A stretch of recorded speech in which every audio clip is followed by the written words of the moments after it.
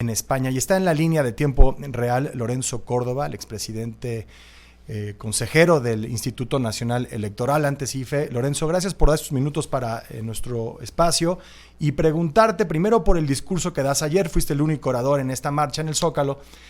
Fue un discurso en el que tocaste varios puntos, pero yo quisiera preguntarte por la audiencia del discurso, ¿no? En estos contextos de tanta polarización, en donde los campamentos parecen estar ya muy establecidos, ¿a quién iba dirigido este mensaje? Idealmente, ¿quién querías que escuchara lo que incluiste en este discurso? Gracias por acompañarnos. Al contrario, Enrique, un verdadero privilegio estar contigo y mucho éxito en este nuevo espacio. Enrique, mira, a ver, yo creo que era un discurso y así lo pensé, con la responsabilidad que me dieron los organizadores de darle voz, digámoslo así, a eso que puede parecer tan etéreo como defender nuestra democracia, ¿no? Es un discurso pensado para todas y todos los ciudadanos que creen que en México, a pesar de los muchos problemas que todavía tenemos, que son pendientes ominosos, a pesar de que la democracia, las instituciones de la democracia son sin duda mejorables, creen que vale la pena defenderlo frente a los intentos de desmantelamiento y de regresión a un pasado que afortunadamente dejamos atrás, en donde solamente se escuchaba una voz o que era una pretendida voz única de un partido hegemónico que actuaba de una manera profundamente autoritaria, con independencia de las preferencias electorales, de las posiciones políticas que se adoptan. Sí. Es decir, yo asumo que no fue una manifestación de la oposición, no fue una manifestación en contra de una candidatura o ni siquiera en contra del gobierno en cuanto tal, Enrique. Yo creo que fue una manifestación para defender eso, sin lo cual pues retrocederíamos 30 años, ¿no? Sí. Y déjame hacerte una confesión, a mí me dio mucho gusto, yo llegué desde mucho tiempo antes, a encontrarme a un par de amigos que militan en el partido gobernante, que tienen posiciones relevantes, cuyos nombres omito porque, bueno, no quisiera ser el responsable de racias y de persecuciones que son tan frecuentes, ¿no?, en los ambientes dogmáticos, ¿no?, pero que estaban ahí cuando les dije, ¿qué hacen aquí?, ¿no? Y me contestaban, fíjate, es que estamos aquí defendiendo las condiciones que nos permitieron llegar al poder y por las que durante tanto tiempo como oposición demandamos. Es decir, perdón que lo ponga en estos términos específicos, porque a mí me dio muchísimo gusto, me emocionó mucho encontrarme estos viejos compañeros de viejas luchas hace 20, 30 años, ¿no?, universitarias y demás, que estaban allí. Eso, un poco para tratar de responder tu pregunta, yo creo que la de ayer no fue una marcha partidista, aunque estamos en un contexto electoral, no fue una marcha opositora, aunque claramente pues, había planteamientos que se manifestaban en contra de una propuesta, no de un gobierno en sí o de una política, sino de una propuesta, un conjunto de propuestas que buscan desmantelar las conquistas democráticas. Sí. Lorenzo, una pregunta acá, Paco Almaraz. Nunca has sido santo de la devoción de Andrés Manuel. ¿Cómo proyectar una objetividad cuando el discurso en favor de la democracia choca con la idea que el presidente tiene de esta? Bueno, es que ese es parte del problema que tenemos. La democracia es una y es la que tiene múltiples dimensiones. Ayer mismo planteaba, no es solamente la dimensión electoral lo que está en riesgo, sino también la dimensión de la institucionalidad democrática, es decir, buscar desmantelar todas estas instituciones de control y de limitación del poder. Y también hay una concepción, déjame decirlo así, de pueblo, de sociedad democrática que contrasta con posturas que son antidemocráticas. Quien considera que el pueblo es uno y los que no están, uno que por supuesto él encarna, ¿no?, y que los que no están a favor son enemigos del pueblo, pues están utilizando el mismo discurso, y hay que decirlo sin medias tintas, que se utilizó en los años 20 y 30 para sostener algunos de los peores experimentos fascistas, totalitaristas de la historia, entre ellos el fascismo.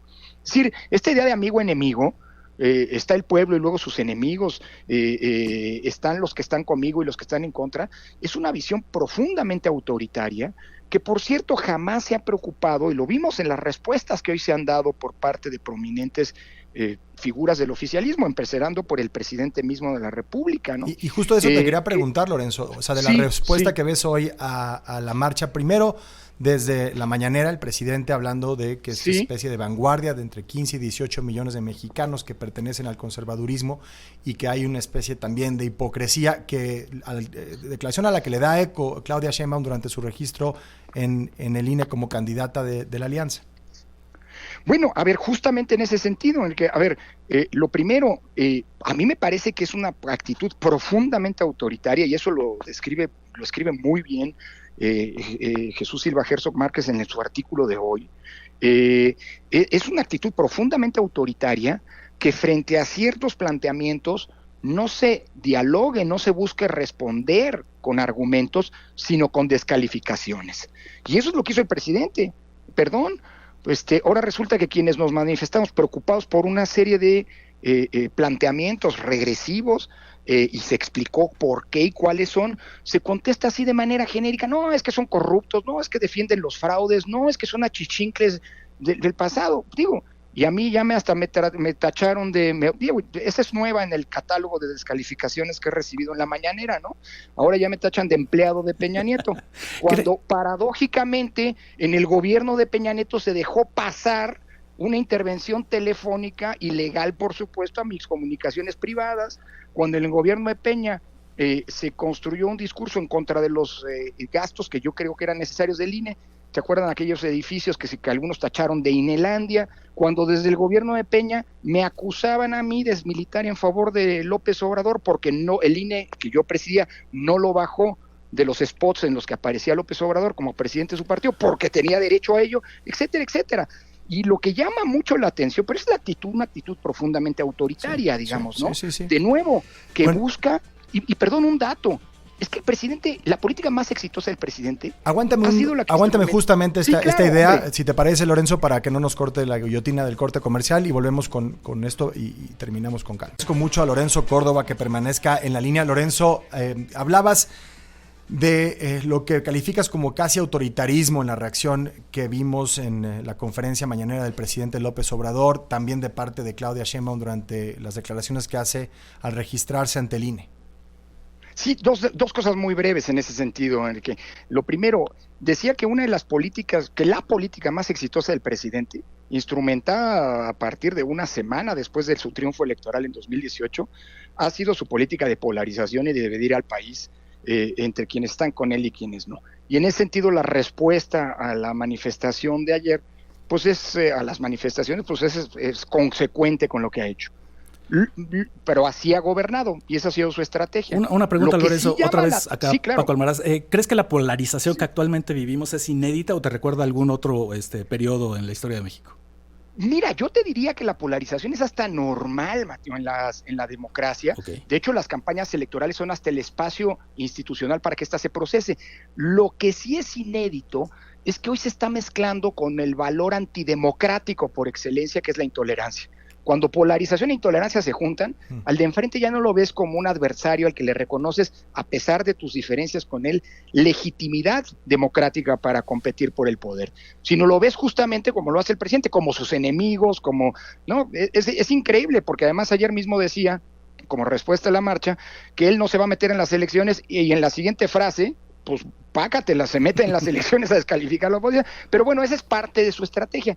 Lo que sí me llama la atención y es raro es pues la descalificación que hace pues la candidata Sheinbaum, que ayer se registró, pues porque se supone que las campañas electorales son el espacio en el que los candidatos, las candidatas, pues tratan de convencer a los ciudadanos de votar por ellos, o al menos era así, lo que yo entendía era el libreto normal de una elección, sí. Pero ahora resulta que es ella la que descalifica a cientos de miles de ciudadanos que legítimamente en ejercicio de sus derechos salieron a protestar en contra de una serie de propuestas. ¿Me explicó? O sea, sí. Eso sí me llama la atención. Ya que decir que esos son, ¿cómo lo dijo? Hipócritas, sí. hipócritas, Falsos. en fin, pues, ahí sí. Claro, y además... hipócritas voten por mí, por cierto, ¿no? O sea, Sí. es algo que ya no entiendo. Pues sí, Pues ya, sí, lo decía pero yo, sí inesperado escapan. realmente, porque además termina siendo la nota sobre el registro de Claudia Sheinbaum, después de un discurso además en el que habló de muchísimas otras cosas. Pero Lorenzo Córdoba, te agradecemos estos minutos para En Tiempo Real. Gracias por estar con nosotros en esta primera emisión. Al contrario, un verdadero privilegio y, como dicen en el teatro, patada en el trasero, ¿no? Mucha suerte en Muchas este gracias. Muchas gracias. Gracias, hasta Lorenzo luego. Córdoba, y escuchaba lo que tenía que decir, no solamente del discurso que dio ayer en el Zócalo, sino también de las reacciones que ha tenido el discurso y, por supuesto, lo más importante, la movilización ciudadana que se registró. Vamos con